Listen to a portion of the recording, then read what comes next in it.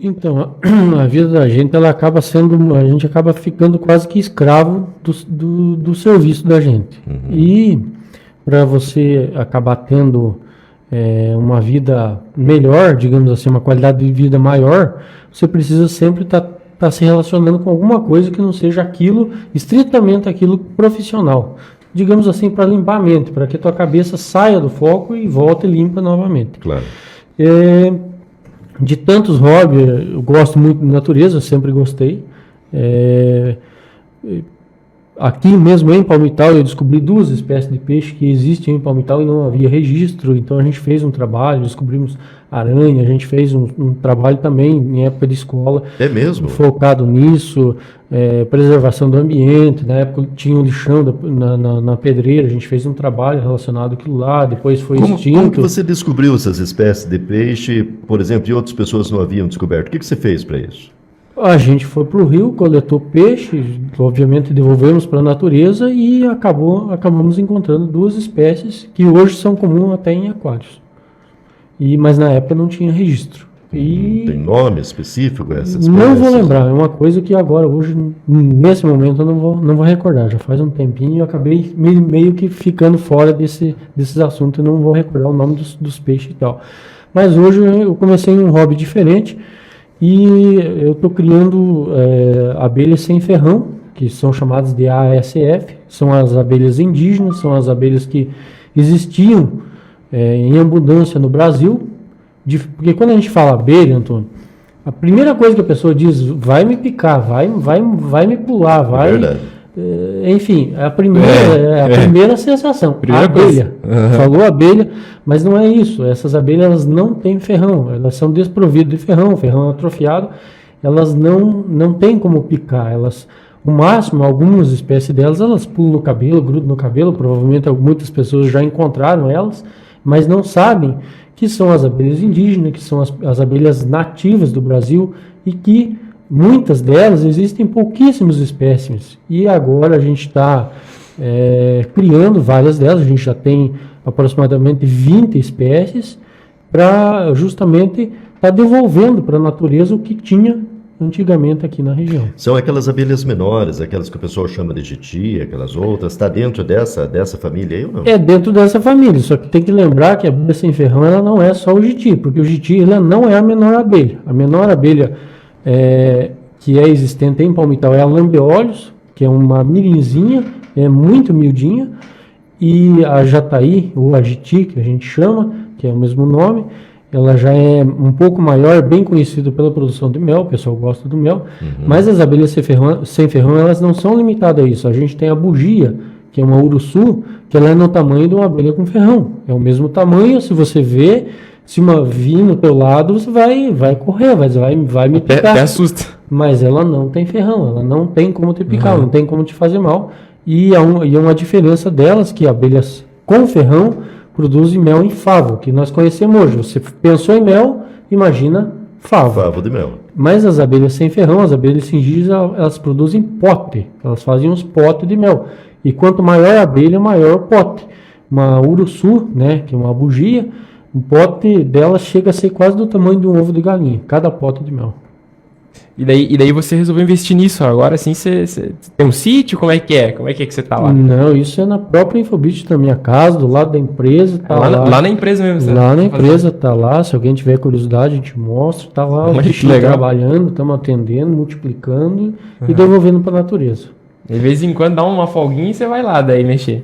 De vez em quando sim. Quase que todo dia a gente dá uma passada, dá uma olhada.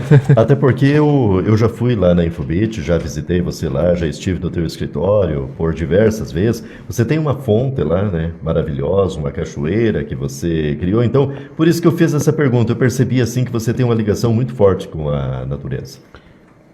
Então, uma coisa interessante, Antônio, das abelhas sem ferrão, nessa cachoeira lá, embaixo dela eu tenho uma prateleirinha de concreto lá, embutida dentro, e eu tenho uma abelha que está lá. E por que ela está lá? Porque ela é uma abelha dessa sem ferrão, é uma abelha indígena, o nome dela é Guaraipo, inclusive nós temos em Palmital o rio Guaraipo, exatamente, que se chama rio Guaraipo porque tinha abelha Guaraipo, mas não tem mais. Não tem mais. Então eu trouxe de volta, estou cuidando, só que ela é uma abelha que ela precisa estar em contato com a água, senão ela morre. Então nessa cascatinha está lá a abelha lá trabalhando, produzindo seu mel, criando a família, porque ela está em contato com a água. Tá, mas você falou aqui das espécies das abelhas, citou nomes, citou, por exemplo, características de abelhas e tal. Você pesquisa sobre isso? Como que você aprendeu essa questão? Você é um pesquisador nesse sentido? Digamos assim, a mesma vontade que a gente tem de correr atrás de tecnologia, que você tem uma ânsia por estar descobrindo coisas novas, descobrindo como funciona, o mesmo se aplica às abelhas, porque se você só pegar uma colmeia e deixar lá no canto, ela vai definhar e morrer. Você precisa providenciar para que ela tenha sustento, para que ela tenha alimento, para que ela tenha pólen, para que ela tenha acesso às flores, para que ela tenha acesso à água.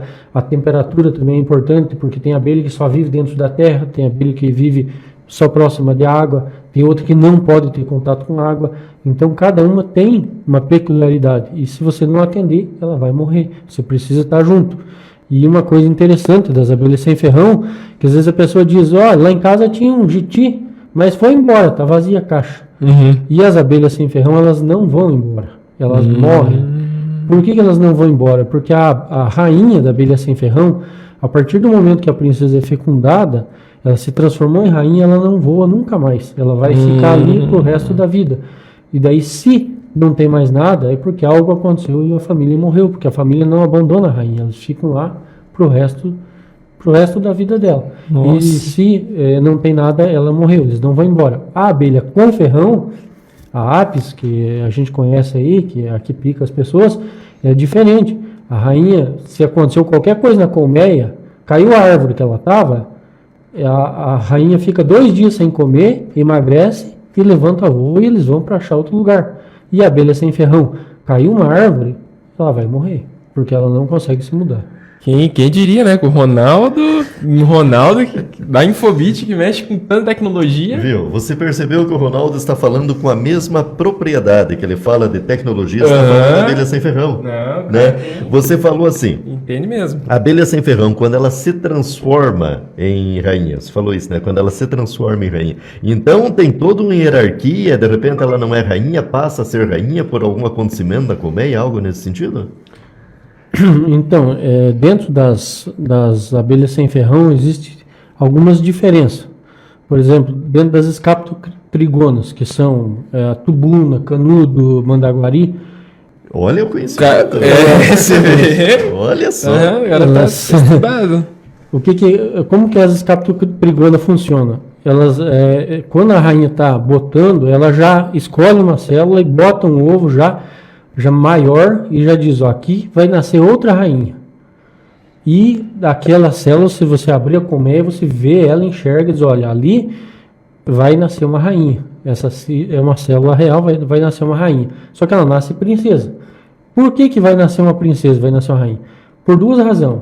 Ou a colmeia decidiu que a rainha está muito velha e eles precisam trocar porque ela vai morrer, e essa vai vir substituir. Ou a colmeia evoluiu, está grande, tem muita população, e eles vão soltar metade dessa população para ir para outra árvore, para ir outra caixa, para outro lugar. Com uma nova rainha. Uma nova rainha. Mas daí você diz, poxa, mas você não falou que elas não se mudam? Não, elas não se mudam. Mas acontece que quando ela nasce, ela é princesa, ela voa. Aí ela voa, a família nova vai lá, acha um oco de árvore, algum lugar, e leva suprimento da caixa mãe. Leva cera, leva mel, leva pólen, e monta lá dentro. Quando tiver pronta a estrutura lá dentro, volta e a princesa acompanha. Aí é feito um voo nupcial e ela cruza com os zangões, que os zangões por si só, ela cruza com vários, e depois de fecundada, ela entra, aí ela vai ficar com o abdômen grande, vai inchar, e a partir daí ela não consegue mais voar, e ela virou a rainha. E detalhe, o zangão que copular com a princesa, ele é condenado à morte. Ele não volta nem na colmeia mãe e nem entra na colmeia filha. Ele é simplesmente abandonado. Se ele copulou, ele como é que morreu. pode, né? Como é que é tão complexa a vida nos bichinhos tão pequenininhos, Ou seja, né? tem os privilégios, mas depois tem a sentença, tem a condenação. E tem outras coisas até mais... Mais curiosas do que isso, não? Mais curiosas, e para nós até, de repente, assim, você pensa até meio drásticas. Por exemplo, a mandaçaia. A mandaçaia, 30% das abelhas que nascem são princesas. 30% da colmeia. Ela não tem uma célula real. 30% das abelhinhas que vão nascer são princesas. Você diz, nossa, mas então vai ter tudo isso de rainha? Não.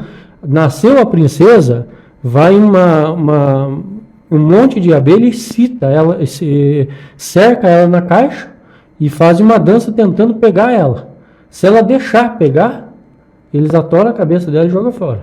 Matam ela. Aí se ela não deixar, aí o que acontece? Aí ela se forma rainha, ela vai voar e levar a parte da colmeia. Só que a mortandade é grande. Para uma colmeia de mandaçaia soltar enxame de um humano para outro é raro. Então eles matam muita abelha. Cada passo tem uma abelhinha morta no chão. Nasceu a princesa e não dominou as outras abelhas adultas, eles condenam a morte. Eles não querem ninguém que não seja forte no comando. E esse conhecimento aí é resultado de muita pesquisa? Sim, a gente vai estudando, aprendendo até para poder conduzir. E mais uma curiosidade, que existe uma única abelha que se conhece, obviamente, que é a guaraipo, que é essa que precisa de água, que ela vive até 5 rainhas dentro da colmeia. É a única abelha que se sabe que tem mais de uma rainha dentro da mesma colmeia. Mas você não cria abelha com finalidade comercial? Não, a gente nunca vendeu nem enxame. O objetivo hoje é diferente. A gente até cedeu alguns própolis para uns amigos e mel e tal, que a gente acaba coletando, mas a ideia é justamente promover a procriação delas e a devolução para a natureza. Mas eu imagino que várias dessas espécies aí estão em extinção. Sim. Você conseguiu... para criar, você conseguiu esses enxames aqui em Palmital? Não. Muitos deles não existiam mais aqui já há muitos anos. Já era história de avós aí. O meu avô, por exemplo, contava da história da mandaguari, contava a história da guaraipo e de várias outras espécies que eu não recordo mais. Mas aí, quando você encontrou, como é que se identificou? Essa é a guaraipo, essa é a mandaçaia? Na verdade é assim, eu fui conhecendo pessoas que criam, né, criadores, que são os meliponicultores, que apicultores mexem com abelha de ferrão e meliponicultores mexem com abelha sem ferrão. E a gente foi conversando e eles já têm, né, um plantel grande de venda. Eu tenho o maior produtor do Paraná, ele está em Prudentópolis, é um dos maiores do Brasil. Ele tem aproximadamente 4.000 colmeias hoje. Então ele tem muitas e muitas espécies e a gente foi conhecendo e acabamos negociando famílias e tal e produzindo hoje.